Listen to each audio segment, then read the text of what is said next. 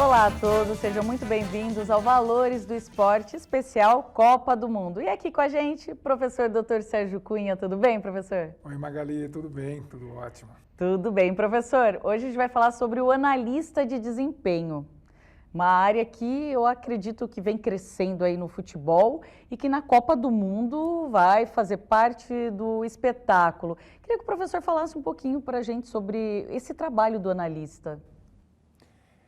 É um trabalho não tão recente, mas muito mais valorizado hoje em dia do que já foi. É um trabalho que começou com o Parreira na Copa de 1970, né? Ele fotografava os adversários do Brasil, né?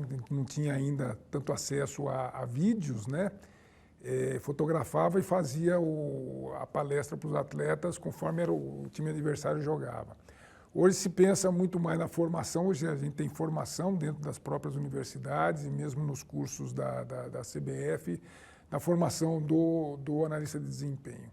Na verdade, análise de desempenho nada mais é do que uma avaliação, como a gente faz, por exemplo, nas empresas, dentro das escolas, dentro das universidades, né? Você vai avaliar a partir de objetivos que você tem, né?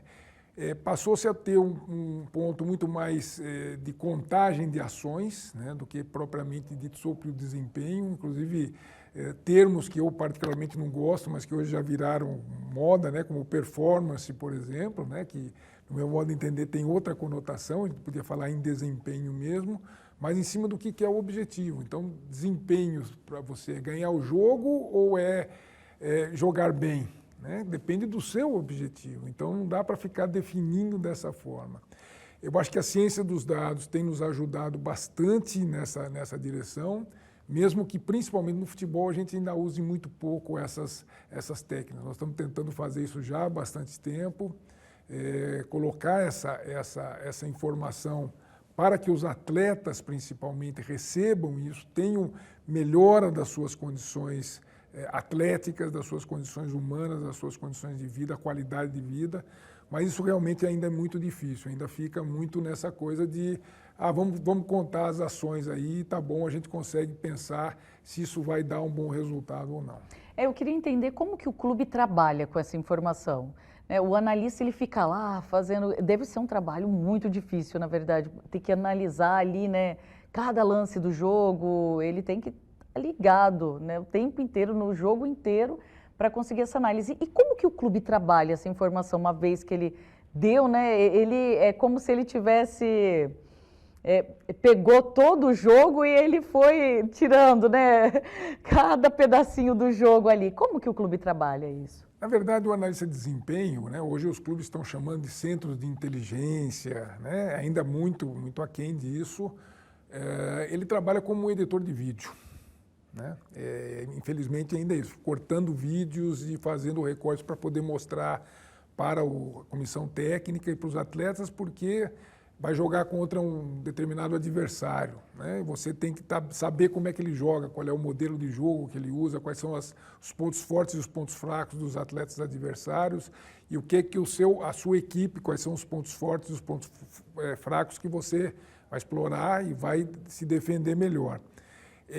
Infelizmente ainda acaba sendo uma coisa só de cortar o vídeo, né? Isso acaba não chegando de uma forma como deveria chegar, traduzida, lógico, nós não podemos estar falando também de aprendizado de máquina e todos os algoritmos, né, que são trabalhados, que deveriam ser trabalhados dessa forma, para que o analista de desempenho, ou a equipe de analista de desempenho, pudesse fazer a interpretação desses dados, né? Não fazer o papel de simplesmente ficar ali contando ou achando alguns elementos. Poderia deixar isso para que os algoritmos fizessem e ele fizesse o papel da interpretação desses dados. Do outro lado, você tem o papel do analista de desempenho na negociação de atletas, né? Você vai buscar, então, uma gama muito grande de atletas, vai usar algumas técnicas de mineração de dados, né, que é uma área muito importante dentro da computação, da estatística e da matemática, para você poder escolher quais são os elementos, né, que são importantes. Mas cai sempre naquele problema, como é que esses dados são coletados? Então, se você não tem dados que são coletados, que são capturados de uma forma adequada, a sua interpretação não adianta ter milhões de computadores trabalhando a seu favor, porque o input não é adequado para isso. O professor comentou do atleta e até falou num outro programa, né, que a gente abordou um pouco, eu até falei, vamos abordar mais esse tema porque ele é interessante. O atleta precisa entender, pegar esses dados, né, porque ele é o maior interessado ali em melhorar a prática dele esportiva. E por que não transita dessa maneira, professor? Essa é uma pergunta muito interessante, Magali. Eu tenho me debatido com isso praticamente todo dia. A gente trabalha, por exemplo, com rastreamento de jogadores, saber o quanto que ele percorre durante uma partida, de que forma ele faz esses deslocamentos, com que ações técnicas e táticas ele está desempenhando isso. E no começo a gente chegou a pegar alguns atletas que a gente perguntava, a gente estava lá medindo o campo, por exemplo, para poder fazer a calibração, né, para poder ter dados acurados, para poder responder adequadamente às perguntas científicas. E muitas vezes o atleta chegava para a gente e falava assim, não dá para você roubar para mim aí, para dizer que eu estou correndo mais do que eu estou correndo? Não, isso não é para você ser punido, né? Isso é para ajudar você na sua preparação, na sua vida atlética, na sua vida como cidadão, né? no pós-atleta, porque muitos atletas acabam tendo muitas lesões pelo fato do treinamento não ser adequado, pela carga de jogo e de treino, às vezes também não ser ou muito baixa ou muito alta, sempre se discute isso. Então, quando você tem uma análise de desempenho feita adequadamente, isso tem que chegar no atleta junto com a comissão técnica para que ele tenha o seu banco de dados ao longo da sua carreira, né, e possa estar melhorando o seu desempenho tanto naquele momento, e nunca é uma fotografia, é sempre um filme sobre. Então, não adianta você fazer num único evento, né? Você tem que conseguir acompanhar o atleta ou acompanhar a equipe durante bastante tempo para você poder dar esse retorno. Outra coisa, né, que me preocupa muito, né, e que é a base para mim desse programa, é entender por que a ciência não consegue entrar dentro dessas modalidades de alto rendimento. Tão importante esse olhar que o professor mostra, é muito importante entender que as universidades estão pesquisando, que elas estão num outro lugar de conhecimento, que isso vai contribuir. E por que não chega? Por que o clube não recebe essa informação, entende a importância dela para poder melhorar nesse desenvolvimento do esporte? O que falta, professor, dentro disso, que os clubes aceitem e coloquem esses estudantes, esses professores, esses profissionais, esses cientistas que estão trabalhando em cima disso para a melhora do futebol, mas que morre dentro da universidade? Eu tenho assim, comigo, né, eu tento formar os alunos, o João Pedro, que você vai entrevistar a seguir, é um aluno que está para se formar e quer entrar no mercado de trabalho. Eu tento mostrar para eles e para todos os alunos a importância da ciência, ou seja, a ciência ela vai ser aplicada se ela for bem construída, né? Não adianta a gente falar, só vou fazer ciência aplicada. Então, a gente tem que buscar a pergunta lá no campo esportivo, né, dentro do treinamento, dentro das partidas, trazer, elaborar esse projeto, elaborar essa pergunta e responder essa pergunta de uma forma científica, uma linguagem muitas vezes não tão acessível, mas a gente tem que fazer essa tradução. Então, eu sempre faço a imagem da ponte entre teoria e prática, entre o futebol, no caso, e a ciência, mas você tem que fazer essa transição dessa ponte. Então, você tem que ter essa linguagem, né, importante para você poder difundir.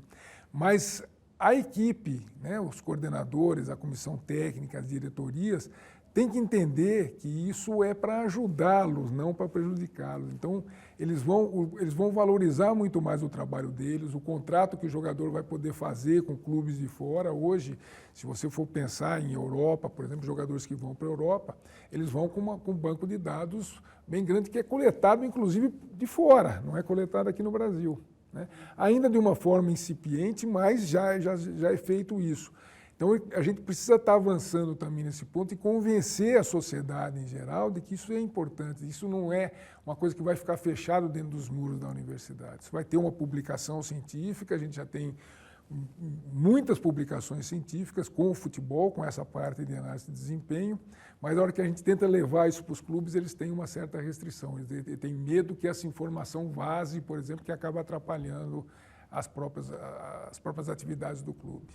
Não, eu entendo, mas eu trabalhei como setorista há algum tempo da Ponte do Guarani. Na época, a Ponte estava na Série A. E eu conversava muito com os jogadores, né? Você acaba criando, né, esse vínculo. E um dia, eu conversando com um jogador da Ponte, ele tinha acabado de sair do treino. E aí ele falou, agora eu vou descer aqui na academia do prédio para treinar um pouquinho mais de musculação, que eu achei fraca a musculação do clube. E para mim, aquilo era um absurdo tão grande.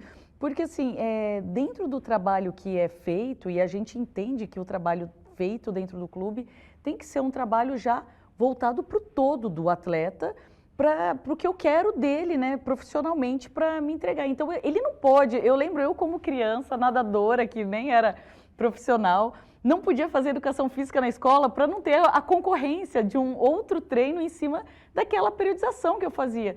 Então, para mim, aquilo foi tão amador, eu falei, gente, mas está errado.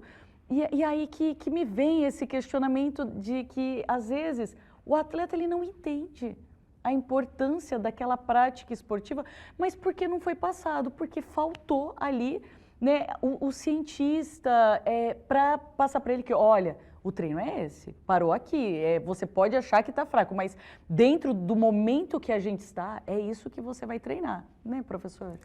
Hoje você pega, por exemplo, no modelo europeu, praticamente todos os grandes clubes europeus, o atleta sai do clube e vai ainda concluir o seu treinamento em casa. Então, ele muitas vezes tem um personal trainer que vai acompanhar, mas dentro da programação, da periodização do clube. Né? Não é feito pela cabeça dele, vou fazer mais ou vou fazer menos. Né? E aí aqui a gente ainda precisa, mas não só essa parte para fazer em casa, quer dizer, o que ele faz no jogo, o que ele faz no treino, né? Como é que isso acumula. Então, por exemplo, a gente tem já hoje muitos trabalhos da fisiologia, da bioquímica, que dão bons indicadores, né, do seu nível de fadiga, do seu nível de estresse, mas ele sozinho também não vai resolver. Então, a gente precisa realmente dessa equipe multidisciplinar pensando no atleta. Né? Acho que o mais importante é chegar no atleta, isso tem que ser junto com a comissão técnica, tem que ser junto com a diretoria, tem que ser junto com o torcedor tem que ser um colaborador disso, né? Ele tem que entender isso também. Então, e o atleta? Para o atleta, porque o atleta é o ator principal desse espetáculo. Né? Então, tem que ser o melhor para ele. Se for melhor para ele, vai ser melhor para a comissão técnica, vai ser melhor para o clube, vai ser melhor para o torcedor, vai ser melhor para todo mundo. Sem dúvida. Professor, muito obrigada pela sua participação. Te espero no próximo programa. Obrigado. Bom, pessoal, no próximo bloco vamos conversar com o João Pedro Vasconcelos, que é estudante de Educação Física. Ele vai falar um pouquinho mais sobre a área de análise de desempenho. Até já.